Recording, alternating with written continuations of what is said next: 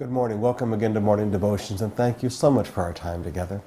I want to deal with an incredibly negative, harsh subject today, but something that, forgive me, we need to take our Christian glasses of naivety off and take a look at, and that's the subject of hatred.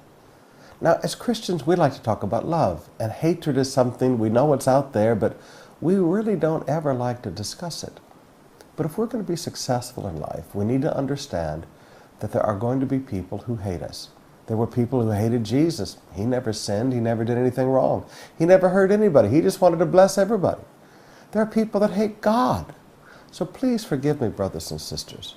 There are going to be people that hate you. No matter how wonderful you and I think we are, there are going to be people that hate us.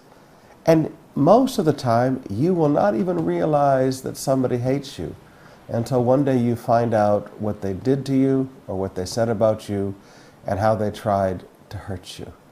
And then you're going to sit there and be so confused and go, why did they do that? We need to learn to recognize hatred in the lives of people. Now in our text today in verse 18 of Proverbs chapter 10, it said, "He who conceals his hatred has lying lips." So a person who conceals his hatred is a person who has lying lips. Now there's several things I want you to see there. First of all, I want you to see that there are people that will conceal their hatred. Maybe because of your success, maybe because of your strength, maybe because of your power or position, maybe because of your popularity, I don't know. But there are going to be people who will secretly hate you. And they will use lying lips to conceal that hatred. And you will never see it there. You say, well, then how will I know when it's there if they conceal it and I can't see it out of the abundance of the words of their heart? Well, come back to yesterday's reading. Verse 12. "Hatred stirs up dissension, but love covers over a multitude of wrongs."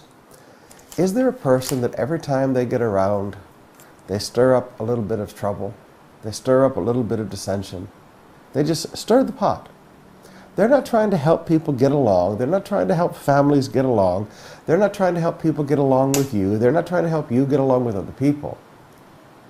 They feel that it is their responsibility to always stir the proverbial pot all the time. And brothers and sisters, when you get around somebody like that, you need to realize they may not even know it, but they have a heart that has hatred in it. The fruit of hatred, one of the fruits of hatred, is the stirring up of dissension, the stirring of the pot, stirring of disagreements between people, passing things back and forth between people. You know, I hear husbands say harsh things about their wives in marriage counseling, and I hear wives say harsh things about husbands, and I hear young people say harsh things about parents. You know, I never repeat it. It's never discussed. You say, why? Because it's not my story to tell. That's a little statement you need to learn in life. It's not my story to tell. I know a lot of things people say about other people, and I just don't go repeat them because it's stirring dissension.